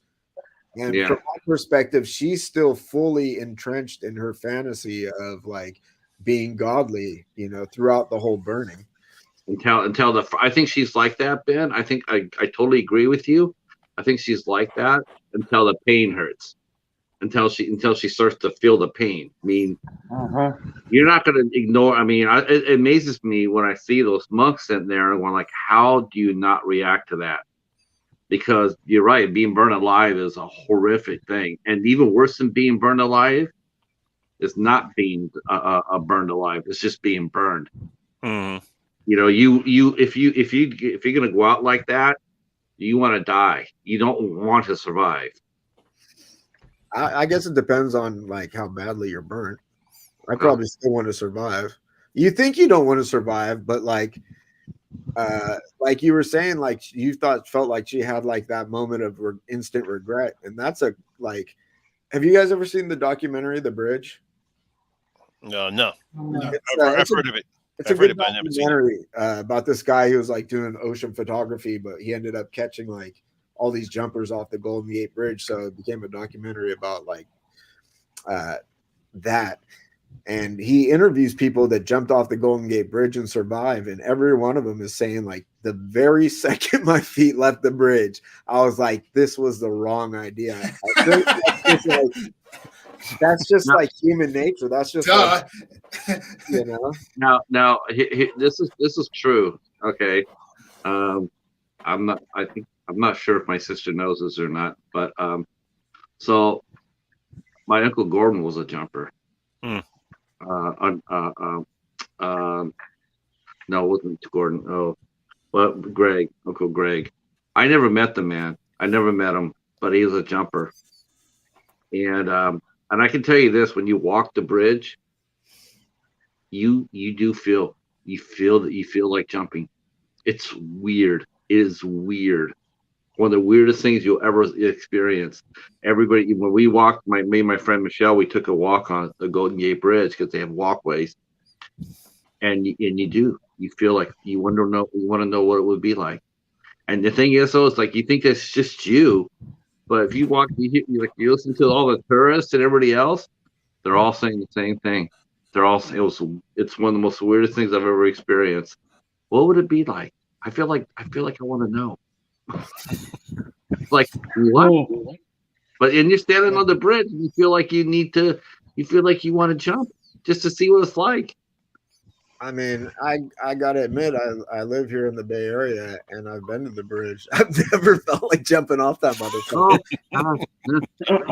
No. I wish I could sit there. It was just like at first I'm thinking, is it just me? Am I crazy? And then my friend Michelle's going like, no, I feel the same way. And then we can hear the people to the right of us and to the left are taking pictures and all that. And then you can hear them say the same thing. What would it be like? Friend Michelle. Yeah. What would it be like? Yeah, they have angels walk the bridge and check on you if you're alone to be sure you're not going to jump. Yeah, we didn't see any. I mean, it was a really busy day, so there was a lot of people on the bridge. I mean, like a couple hundred people from this, where we were at. It was a weird sensation. But I mean, to your point, like, I feel like everyone at some point has been standing, like, at the ocean and been like, what would happen if I just throw my goddamn keys as hard as I can into the ocean? But I think those are just weird, random thoughts people have. Mm-hmm. My sister's saying that after talking to cops who see the remains after they jump, it makes them retire early. Yeah, you just become just a blob. Yeah, They can't tell who they are. You can't tell who they are. Yeah, because you never know. You just never know. Like, on the beach, I mean, by time that we see Maud stop, I mean, she would have got a lot of attention anyway for the way she was walking, the way she was dressed. Dressed. And one thing I noticed too, if you noticed too, I thought this was a nice touch, is that they still showed her walking with the shoes because her feet were bloody. You can see the blood through the socks. I thought that was a really, really interesting, a real interesting touch. I was like, oh, okay, that was interesting. So she gets there. I mean, you can hear the people, like I said, you can hear them talking about it because, she would have got the attention anyway for the way she was dressed. But then when you see someone pour gasoline on yourself or acetone or whatever, yeah, it's a pretty horrific thing. And the people are kneeling. You wonder if they were kneeling, as far as solutions, or were they actually kneeling and go like, please don't do that. Don't please, whatever you do. It's all in her mind. And I think it was kneeling all in her her mind. delusion. I know I would be. I mean, I hope that none of us are in that position to sit there and see something like that. But Jesus, you would just pray that the person wouldn't do it. It did. I mean, it felt everyone kneeled simultaneously as soon as her gone. Yeah. Yeah, she was deluded. She was deluded for sure. I thought that this was I thought Rose Glass did a brilliant job. The young lady who played Maud, Morfrid Clark. Yeah, Morfrid Clark. Yeah, she was great. She was great in the role. Great in a role. Jennifer Ellie's a favorite. I've watched a lot of Jennifer Ellie's work, and I think she's a terrific actress as well. She is not a smoker, and I was listening to the commentary, and she had to do those scenes so much that by the end of it, she got pretty sick. They weren't herbal cigarettes; they were real ones. But she's not a smoker. But it got so bad, when they were doing the scenes, that she got sick, pretty sick. I think that she was sick in the movie. No, I mean the actress was just like lighten up. I wasn't acting. I was really sick. Yeah. Yeah, that was the first time I've ever seen Jennifer Ellie do she's playing an unlikable character. Because she's always been a really interesting actress. She's always played like a real sweet role, real supportive role, and whatnot. That's most of the roles she plays. But it was really interesting to see her play, to play Amanda and the way she did. I don't know if I've ever seen her in anything. What has she been in? I can tell you one movie she did in that she starred in that I absolutely love, and it was called Possession with Aaron Eckhart, and I want to believe Gwyneth Paltrow. Brilliant movie. Brilliant. You can probably do a lot more with someone who's not the nice, fluffy kind of, it's probably more of a challenge, probably a little more exciting. Yeah. Than being the supportive friend or, the protagonist or whatever, I will say about as far as Rose Glass, I hope she comes back real soon. It does seem to be a problem though for a lot of first time directors. It seems over there in Great Britain, I don't know why, but man, it does seem like they have a hard time getting a second movie, a second feature. It does. Yeah, because I don't know how. I was looking at it. I'm trying to see how much the movie made, and looks like it only it didn't make a lot of money, and I think that could be the reason why she hasn't gotten a second chance to make a feature film. Because with most directors, it's not just the craft or how good you can direct. You also have to still be able to bring the money into the box office, and I think that's probably the reason why a lot of I'm pretty sure she has projects that she wants to do, but whether or not she's going to get the backing. Especially from a studio that's going to help produce some of the film that she wants to be able to do. It looks like she might have to do it herself. Well, she's got a tentative film in pre-production right now. Love Lies Bleeding with another indie another indie queen, and Kristen Stewart. Oh, well then, okay, that'll probably do well if Kristen Stewart's attached. Yes. We got to do that. You know what? If I come over, if I come over to your show, Mike, I want to talk about Kristen Stewart. Yeah. No, I'm on a show. I've got Wednesday. We're doing Evil Dead, but right before that, I'm on another show covering Personal Shopper. That's a fuck all movie, man. Oh, man, you gotta send me that link. I'm gonna come watch you. I'm definitely gonna come watch you. Okay. Well, we'll probably end up doing Personal Shopper on that. I know a lot of people made fun of. I made fun of Kristen Stewart too because of those Twilight movies, but then I ended up catching that that movie Underwater that she did. Yes. And I was like, holy shit! Like she does horror really well.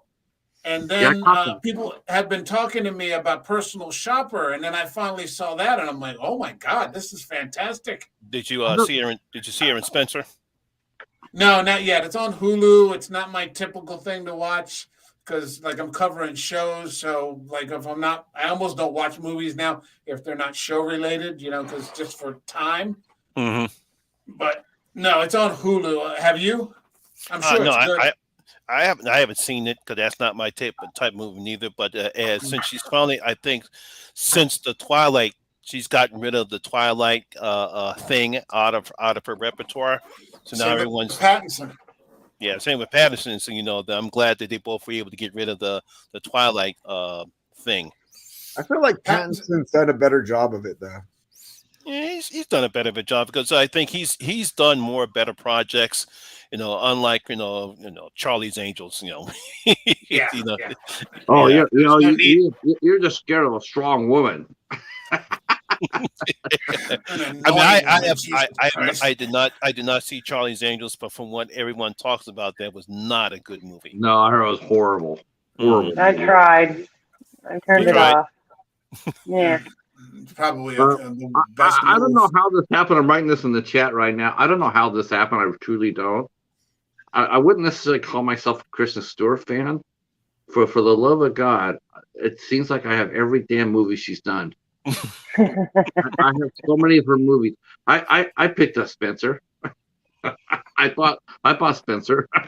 I have Underwater. I don't think I got Charlie's Angels though. That I didn't get. But I got the Clouds of Sil Maria. I have Camp X-Ray. I have Personal Shopper. I don't know where or how I got Personal Shopper's fantastic. Yeah, I don't know how she's done a lot of IFC films. Mm-hmm. Yeah. Kristen Stewart. She's done a lot of IFC films. So it's just I think one of the reasons how I ended up having so many of her films. I mean, I even liked her in Snow White and the Huntsman. My sister's saying that she likes The Lighthouse. Oh, so my younger sister did not. She walked out. I tried. I was torn. I was like, well, how's The Lighthouse? And then Rose is sitting there going, it's brilliant. My sister Christine's going like, no, we walked out halfway through it. I was like, okay, what do I do about that? But you and I were talking about the movie that I thought that really cemented Robert Pattinson was The Rover. Yeah. The Rover, excellent. A24. A24. Yeah. A24, Robert Pattinson and Guy Pearce. Yep, and no one talks about that movie. Nobody talked about that movie when it came out either. That was before the pre-hype A24 stuff. I was overseas, so I missed all of these things. Like I got back to the States in like 2020. So it was like in the middle of the lockdown. So the only movies I was getting from like 8,000 miles away were like the big blockbusters.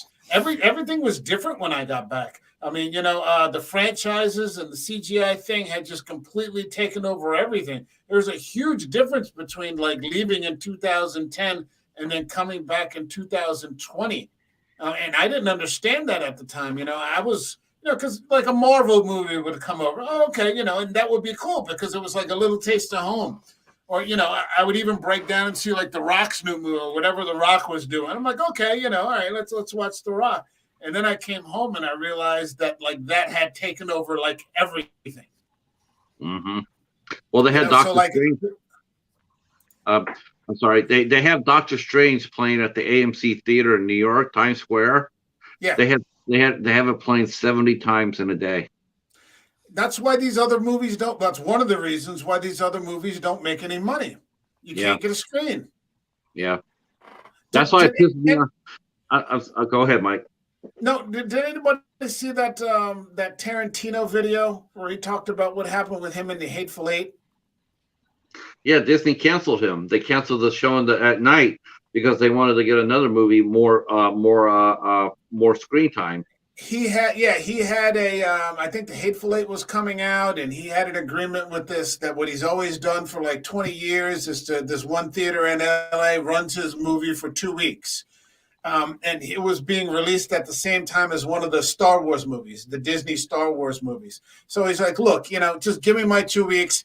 I'm happy to give you guys the other 2 weeks. I don't want to step on anybody's toes. Disney's like, no, we want the whole month. So he's like, look, screw you. I've been doing this with these guys for 20 years. Just give me the 2 weeks. He said Disney went to that theater chain and said, if you don't give us the whole month, we're going to pull the movie from every national theater that you have. Yeah. Typical Disney. Yeah. And so, even Tarantino got the boot by Disney. So like these great movies are coming out and you don't hear from them because, like Patrick said, 70 screens. Yeah, that's that scene.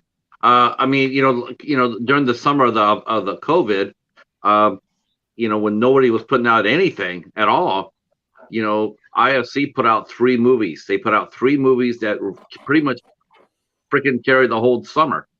They put out first they put out The Wretched, and then they put out Relic, and then they put out Swallow.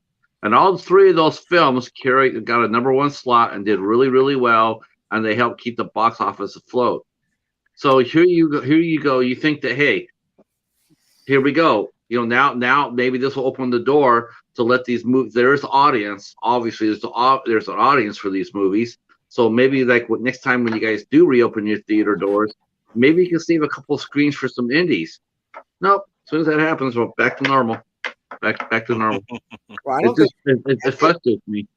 I don't think any of those got a theatrical release around here. No, they got. I know The Wretched did not here.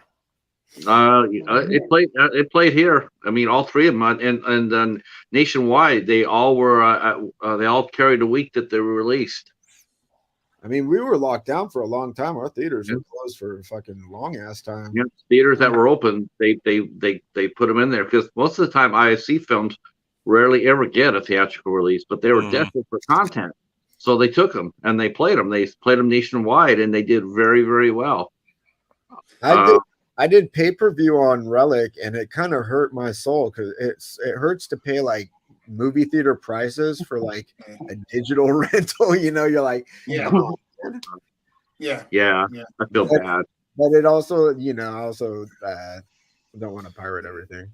So I'm increasingly seeing more and more channels that are having these conversations, though, and they're just kind of tired of it. It's not because, it can be tough for content creation depending on what you're trying to do because you want to cover relevant content. So do you really want to go against the trend and talk against it, that kind of thing.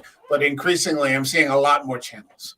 And maybe it's because, That's what I like about you, Mike. That's one thing I have to say that I really respect about you and your show and your channel is that you really don't give a shit what anybody else thinks or does.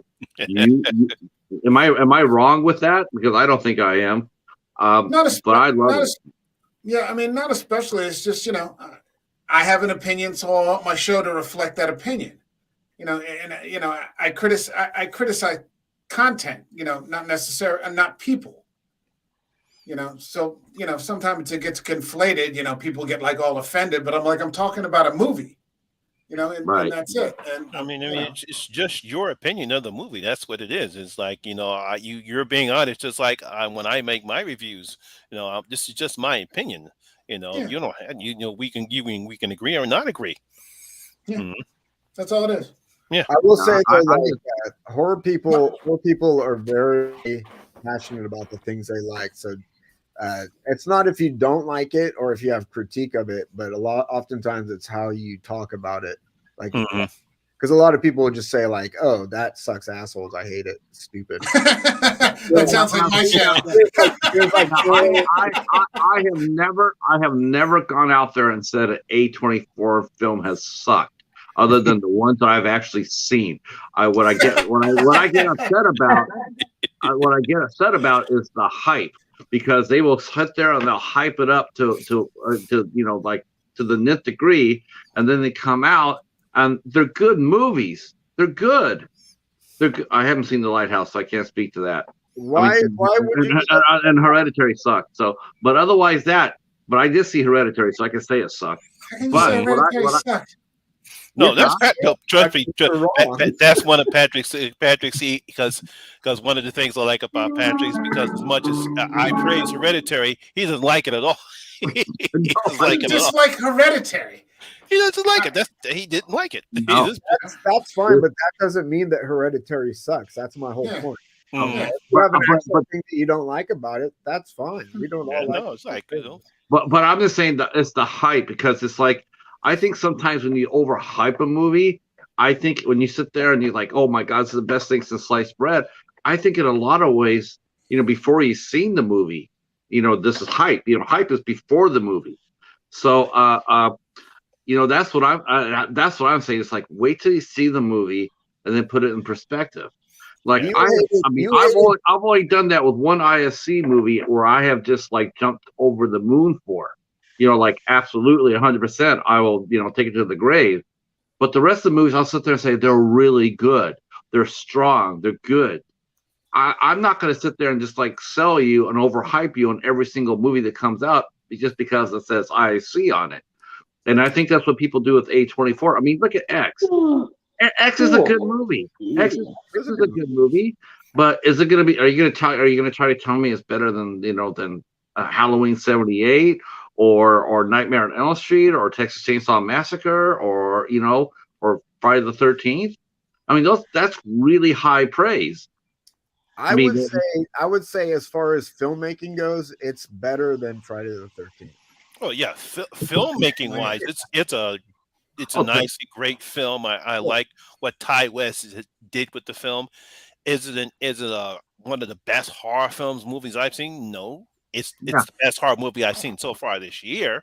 It's an excellent movie. It's a cool movie, man. Mm-hmm. See, with me, I think the thing is I've just gotten to this point where like I can look at something and like not see it and tell if I'm going to like it or not with like 90% accuracy. Mm-hmm. I've kind of gotten to that point and I'm like, no, I'm not watching that. And, every once in a while I'll break my own rule and watch it. And I'm like, fuck, I'll never get that 90 minutes back again. Okay. So, it's just, that's kind of, where I'm at with that. So but I want them to convince me before I go there to open my, open my wallet and spend my money on it now. Yeah, especially at these prices. Yeah, because the one thing I will agree with Patrick is I don't like it when they hype films up. And it's like, well, this is the because I know one of the problems I had with Hereditary, people were trying to compare that to The Exorcist. This is the best horror movie since The Exorcist. I said, no, it's not. Not even the same zip code. But I will say this: the one movie that I have, because I listen to, I don't really listen to everybody. I listen to a few people who I really respect. People like you four and my sister. I respect your voices because I know you guys are in tune. You're not into the hype job. I've never seen Ben hype a movie to the extreme since I've known him. I've never seen Ben come on there and say like, yes, Ben say, he puts it in moderation. And so when he does say a movie's good, I pay attention to that. Mm-hmm. Because it's like, okay, if Ben says it's that good and he's putting a little bit more emphasis on it, I'm gonna pay, I'm gonna perk up my ear a little bit. Like with you, Mike, when you were talking about Kristen Stewart in Underwater, I had heard about that movie. I have a copy of it, but I didn't. It's just like one of those ones I'm gonna get to it. Yeah. But then I heard your review, and I was like, you know what? She's she must be a lot better than I think that she is, Yeah. because you're giving her a ringing endorsement, and I respect you, so I'm going to listen to you. I appreciate that. So now I want to see, now as far as hype goes. Okay, I have to admit, I do want to see that Michelle Yeoh movie so bad. Yeah, I want to see that a lot more than Doctor Strange. Dude, Hell that, yeah, that one's me getting too. hype, dude, because I went to like a family dinner thing, and like my relatives that are like not even, I mean, they're just like, oh, that movie's amazing. And I'm like, damn it, I still haven't seen it. So randos, well, I mean, they're my family, but they're film randos are telling me how good that movie is, you know? That, and I want to see the Nick Cage movie. Yeah, that looks fun. That looks Yeah. Like fun. Yeah, Nick Cage might be back. I hope so. Yeah. Because, you know, he's still got some chops. I mean, there's a very underrated a horror movie that he did called Pay the Ghost that was actually quite excellent. It was really well done, and he was really good in that. My sister says she hated everything everywhere all the time. So I don't I guess He hated it everywhere. I still gotta I hate see it. it. All the Everything everywhere time. all the time. Oh no, here we go. Oh boy. Was it just in general. Mhm. But you know what I'm excited for, though, before we wrap this up? I'm excited for Monty. For one thing, man, thank you coming out, man. I really enjoyed you. This is the first time we've been on a stream together. Yes, I know. Yes. I'm excited. You know what? I want to do it again soon.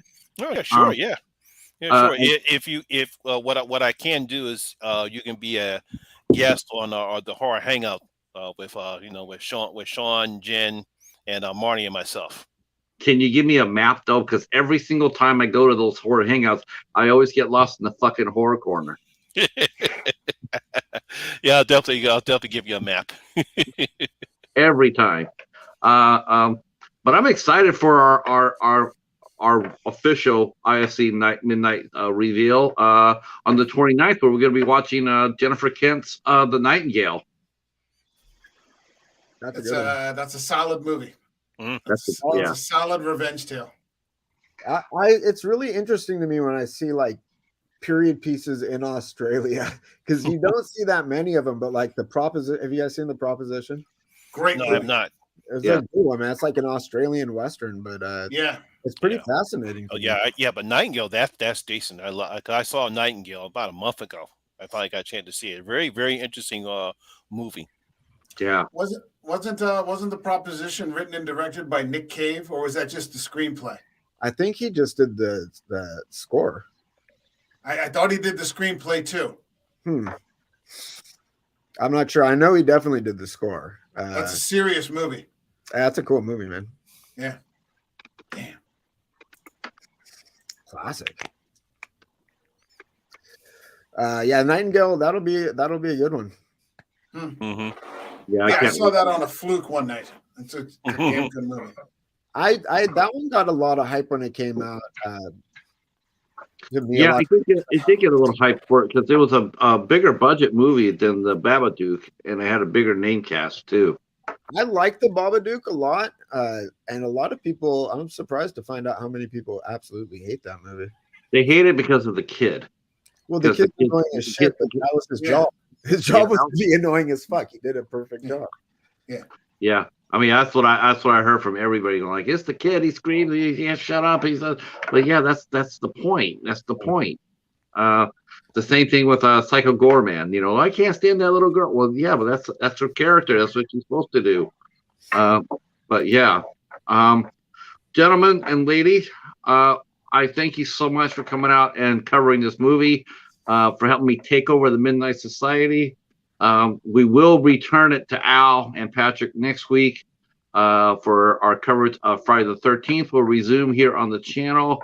We are looking, and in my case, worshiping Jason X, which is the best movie of the series. Jason X is the best movie of the series. It's no 1 through 7, but it's fun. You know what? Jason X is life. There's no other Jason X, no other Jason movie other than Jason X. Because I love that movie. That movie, Jason gets his ass kicked worse there than any other time in the entire series.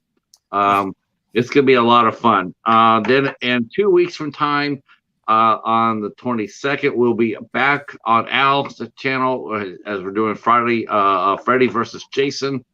And then on the 29th, we'll be back here for a mystery. We got a mystery show coming up on the 29th, and we'll also be doing the IFC Midnight Knights on this channel.